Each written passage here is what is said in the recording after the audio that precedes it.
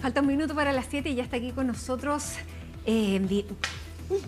Alicia Contreras. Me quedé con la Viviana Encina. Le dirige a la defensora nacional Viviana en vez de Verónica y a ti te presento, bueno, saludos a Viviana Encina. Alicia Contreras, bienvenida. Vamos a hablar de las repercusiones que está teniendo lo que ha ocurrido en este crucero, donde se ha detectado esta cepa de antivirus que es capaz de contagiarse entre humanos, porque hay una mujer en Alicante que tuvo contacto con una de las personas que fallecieron fruto de este contagio del crucero y que está internada con síntomas, ¿no es verdad? Exactamente, Mati. En España, entonces, en el Hospital San Juan de Alicante llegó esta mujer de 32 años que ella estuvo en este avión donde iba a viajar esta mujer de 69 años que falleció a causa de virus Santa después de salir de este crucero entonces que va camino al Atlántico. Esta mujer entonces de 32 años estaba sentada 2 filas más atrás de esta mujer de 69 años, ambas estaban en el avión, pero esta mujer de 69 años se empieza a sentir mal y deciden sacarla del avión. Ahora entonces se conoce que esta otra mujer de 32 años, recordemos, la mujer de 69 años finalmente fallece al día siguiente, su esposo también falleció por virus Santa. Esta otra mujer de 32 años entonces hoy ya fue trasladada al hospital de Alicante, está completamente aislada, fue llevada en ambulancia y también con policías entonces para resguardar que estuviera completamente confinada. Todavía no se sabe si es que tiene o no virus Santa, se le está realizando un test de PCR, pero va a demorar entre 24 a 48 horas en dar los resultados. Si es que sale positivo entonces se confirma que tiene virus Santa, pero si sale negativo de todas maneras tienen que seguir haciendo PCRs porque el tiempo de incubación de este virus es más largo, entonces no se descarta que no tengan la enfermedad si es que este primer PCR sale negativo. Escuchemos lo que dijeron desde el Ministerio de Sanidad de España a raíz de este caso entonces de esta mujer que está con síntomas y está aislada, que no viajó en este crucero pero estuvo cerca entonces de esta paciente que falleció a los 69 años. Sobre la otra persona, sobre la persona que está en Alicante, sí que hay que decir varias cosas y la primera yo quería, para que no haya ningún tipo de lugar a dudas, leer el literal del protocolo que ha sido aprobado hoy por la Comisión de Salud Pública. Dice, cualquier contacto que desarrolle síntomas, que este es el caso, será trasladado a una habitación de aislamiento con presión negativa y se realizarán las siguientes pruebas. Una PCR en sangre y suero, y si presenta síntomas respiratorios, también un frotis nasofaríngeo, que es similar a las que se hacía durante la pandemia de COVID. Y dice, si la prueba es negativa y continúa con síntomas, se repetirá a las 24 horas. Si continúa siendo negativa y no hay un diagnóstico alternativo, continuará en aislamiento, repitiendo la prueba diagnóstica cada 48 horas. Es decir, va a imperar el criterio clínico conjuntamente con las pruebas de laboratorio para determinar si siguen siendo negativas, en qué momento esta paciente deja de ser un caso sospechoso y pasa a ser un contacto. En el momento en el que pase a ser un contacto, esta persona será trasladada al Hospital Gómez Ulla, cosa que ya ha sido comunicado al Hospital Gómez Ulla, por lo cual también están, bajo conocimiento a este respecto, sin ningún tipo de lugar a dudas. Esta mujer entonces es un caso sospechoso, pero no, todavía es un contacto porque sus PCR entonces todavía no conocemos los resultados. Mientras tanto, en las Islas Canarias, específicamente en Tenerife, este domingo va a llegar este crucero. Hubo hoy algunas protestas de trabajadores portuarios por la llegada de este crucero. Sin embargo, ya dejaron claros las autoridades que este barco no va a atracar, solo va a fondear y la evacuación de los pasajeros se va a realizar por lancha. Un grupo de trabajadores portuarios amenazó con paralizar sus funciones, sin embargo, las autoridades siguen insistiendo que estos trabajadores no van a tener un contacto directo con los pasajeros, así que también llamaron a la calma. De todas maneras, el gobierno de Canarias y también el gobierno español entonces están trabajando en conjunto y se calmaron las fricciones que había por la llegada de este crucero que debería llegar el domingo a las 9 de la mañana. Ahora, Alicia, es bien importante destacar una cosa. Dime. Uno, que no es tan fácil contagiarse de esta cepa. Sí. Tú tienes que tener un contacto estrechísimo con otra persona para poder contagiarte. Por lo tanto, claro, es mucho menos contagioso que, por ejemplo, el COVID. Exacto. Lo que sí es tal vez más letal. Hay un 30% de letalidad de las personas que se infectan de esta cepa, que es la cepa andina. pero no es tan fácil contagiarse y solamente basta usar una mascarilla para protegerse, no es el traje que había que usar antes cuando, ¿te acuerdas? Estábamos viviendo la crisis del COVID. Exactamente, son bien pocos los casos documentados de contagio persona a persona, pero la principal vía de contagio sigue siendo entonces inhalar secreciones de roedores infectados. Claro, es importante tener las precauciones, pero no generar la alarma que se está produciendo, sobre todo en relación a estas personas. Exactamente. Pasemos a escuchar lo que dijeron desde la Protección Civil de España, entonces, para los preparativos de esta llegada del crucero a Islas Canarias. Cuando el aeropuerto, el equipo que va a estar en el aeropuerto, dé el aviso de que el avión está listo para despegar, solo en ese momento se va a empezar a bajar a la gente del barco. Digo que esté listo para despegar es que las cuestiones técnicas, que el repostaje esté ya todo preparado y que la puerta del avión esté abierta para que empiecen a subir. Yo les digo que con toda seguridad no hay ninguna posibilidad de interrelación con la población civil. Va a estar todo aislado y acotado. Solo van a acercarse los intervinientes autorizados para ello. Vamos a cambiar completamente de tema, nos vamos a Medio Oriente. Ayer les decíamos que había ataques cruzados, que hubo ataques cruzados entre Irán y Estados Unidos en el estrecho de Hormuz. Sin embargo, a pesar de que los ataques se confirmaron, de todas maneras Estados Unidos por lo menos asegura que este alto el fuego se mantiene. Y de hecho el secretario de Estado, Marco Rubio, aseguró que hoy mismo están esperando entonces la respuesta de Irán a la última propuesta entonces que realizaron para terminar con esta guerra que ya lleva 2 meses. Ayer se produjeron estos ataques en el estrecho de Hormuz. Irán asegura que Estados Unidos atacó un petrolero iraní, mientras que desde Estados Unidos dicen entonces que a raíz de los ataques que recibieron, ellos atacaron de vuelta entonces a instalaciones militares iraníes. Escuchemos lo que dijeron desde ambos países entonces a raíz de estos ataques cruzados que se registraron ayer. La acción llevada a cabo anoche constituye una flagrante violación del derecho internacional y de la Carta de las Naciones Unidas, así como una violación del alto el fuego. Y no es la primera vez. Por supuesto, como saben, las fuerzas de defensa del país respondieron con toda su fuerza. Los atacaron con contundencia y repelieron su agresión. Por lo tanto, si bien nominalmente nos encontramos en estado de alto el fuego, nuestras Fuerzas Armadas permanecen plenamente preparadas y monitorean la situación de cerca, donde sea necesario, con toda la fuerza. Nosotros no disparamos, ellos nos dispararon a nosotros. Mi punto es, si usted le disparara a un barco de la Armada de los Estados Unidos, ¿qué se supone que debemos hacer? Decir, oh, por favor, hay un alto al fuego, no vamos a derribar su dron. Esa es una postura estúpida que adoptar. Por supuesto que les devolvimos el fuego. Bueno, hay que ver entonces qué pasa si es que Irán contesta esta propuesta de Estados Unidos. Ayer Donald Trump habló respecto de esto y dijo que los ataques que realizaron sobre estos buques iraníes, sobre estas instalaciones militares iraníes, fue un toque de amor de parte de Estados Unidos. Pasemos a revisar lo que dijo Donald Trump. They trifled with us today. We blew them away. They trifled. I call that a trifle. I'll let you know when there's no ceasefire. You won't have to know. If there's no ceasefire, you're not going to have to know. You're just going to have to look at one big glow coming out of Iran. And they better sign their agreement fast. Yes, could you give us an update on what is the latest in those talks? No, it's going. The talks are going very well, but they have to understand if it doesn't get signed, they're going to have a lot of pain. They're going to have a lot of pain. They want to sign it, I will tell you. They want to sign it a lot more than I do.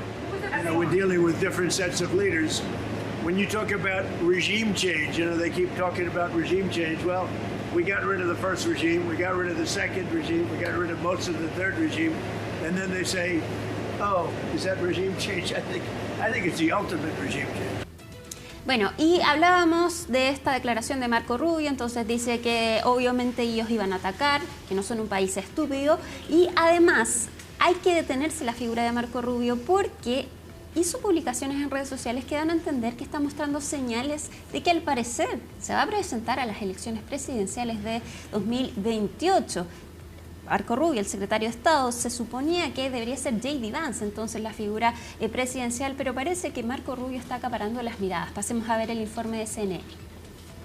Did we just see the first campaign ad for Marco Rubio's 2028 presidential campaign? I don't know. Watch this. We want it to continue to be the place where anyone from anywhere can achieve anything, where you're not limited by the circumstances of your birth, by the color of your skin, by your ethnicity, but frankly, it's a place where you are able to overcome challenges and achieve your full potential. I think that should be the goal of every country in the world, but I think in the U.S. we're not perfect. Our history is not one of perfection, but it's still better than anybody else's history. And ours is a story of perpetual improvement. Marco Rubio went to the White House podium earlier this week. Hello.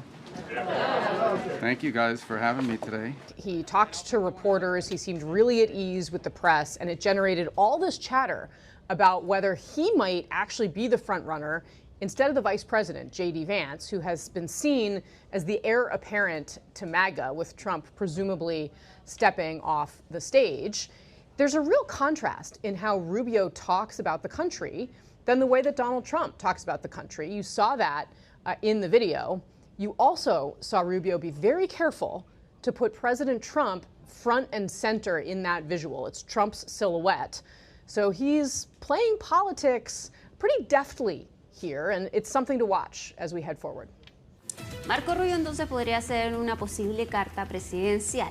Otra carta presidencial es Kamala Harris, la vicepresidenta de Estados Unidos, quien no ha descartado volver a presentarse en las elecciones de 2028. Ella justamente también habló hace poco en una convención demócrata y también criticó esta guerra que está realizando Estados Unidos en Irak. Pasemos a revisar qué fue lo que dijo Kamala Harris. When you look at this war in Iran, which the American people do not want, which was not authorized by conference, but even if it was, it should not have been initiated. I'm not going to dismiss him as being an idiot. He's dangerous. He's dangerous. He talked about obliterating, and then he said, oh, he did. It's all just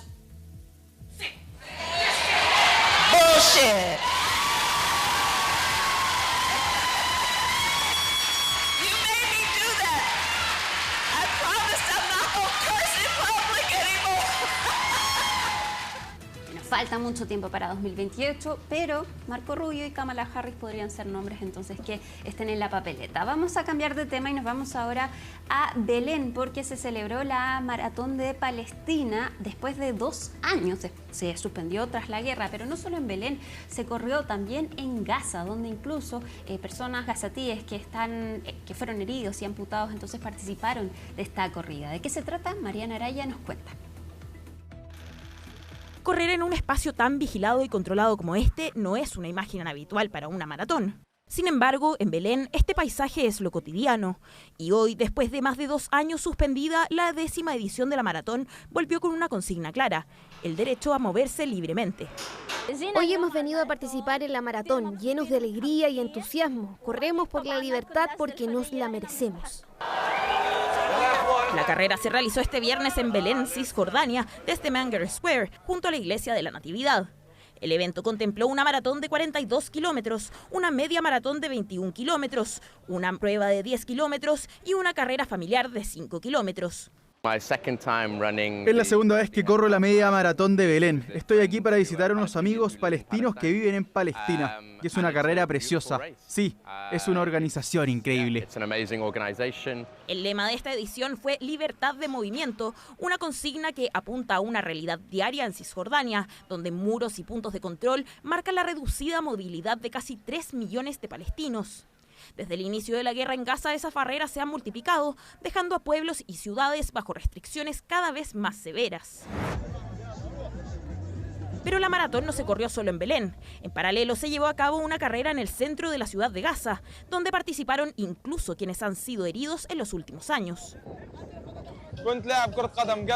Antes de la lesión yo era futbolista, gracias a Dios la lesión ocurrió, pero gracias a Dios no abandoné mi sueño. Jugaba al fútbol con el equipo Al Irada Gaza y hoy estoy aquí para participar y vivir una experiencia. Es la primera vez que participo en una maratón, con muletas, no ileso, pero con muletas. Nuestro mensaje hoy es que nuestros niños en la Franja de Gaza tienen derecho a la vida y a la esperanza. Nuestros niños en la Franja de Gaza pertenecen a los campos deportivos, no a fosas comunes ni a morgues. Entre Belén y Gaza, la jornada reunió alrededor de 13.000 participantes en el regreso de una maratón que busca mostrar la resiliencia del pueblo palestino. Vamos a cambiar completamente de tema y nos vamos a Costa Rica porque ya lo veíamos, asumió la nueva presidenta de este país, Laura Fernández. Entonces la conservadora prestó juramento este viernes, asume como presidenta de Costa Rica. Estuvo ahí José Antonio Kast, el presidente de Chile, y Laura Fernández estuvo también acompañada de el ahora expresidente Rodrigo Chávez, quien asume como su ministro de Presidencia y de Hacienda. Entonces se consolida la continuidad del chavismo costarricense. Laura Fernández entonces es la segunda mujer en alcanzar la presidencia en este país centroamericano. Y en este cambio de mando, ya lo decíamos, estuvo José Antonio Kast, estuvo también el presidente de Israel, pero no estuvo Javier Milei, presidente de Argentina, y tampoco estuvo Nayib Bukele, presidente de El Salvador. Su ausencia llamó la atención porque Nayib Bukele se ha reunido con Rodrigo Chávez respecto entonces a la creación de una mega cárcel, igual que la que está en El Salvador, pero en Costa Rica. Hoy, en su primer anuncio formal, Laura Fernández anunció que van a construir una mega cárcel en este país. Pasemos a escuchar qué es lo que dijo la nueva presidenta de Costa Rica.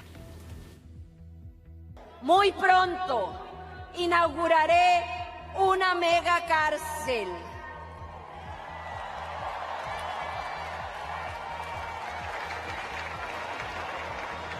Y uno de los más modernos centros de vigilancia policial.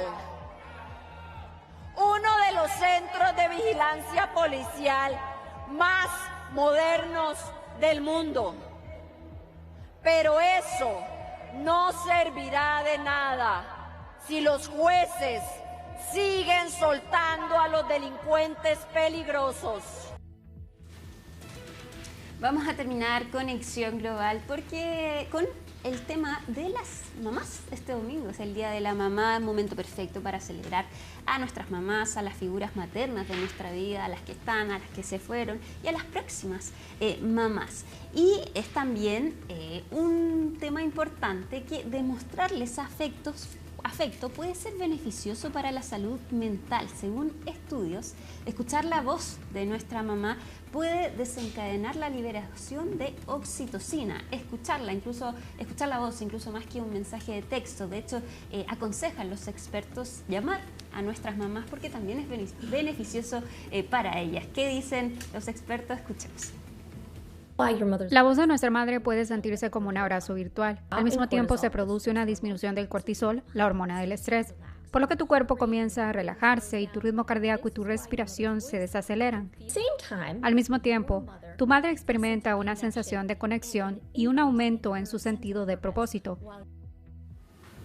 Así que Día de la Madre este domingo, yo saludo a mi mamá, también te saludo a ti, Mati, que eres una gran mamá. Muchas gracias, sí. Así es el saludo para todas las figuras maternas, mamás, las que están, las que ya no. Saludos para el cielo en mi caso, así que bien. Muchísimas gracias y a disfrutar el día domingo. Exactamente. Así que nos vamos a la pausa con esta invitación y al regreso vamos a revisar con qué otros panoramas además podemos celebrar a nuestras mamás este fin de semana.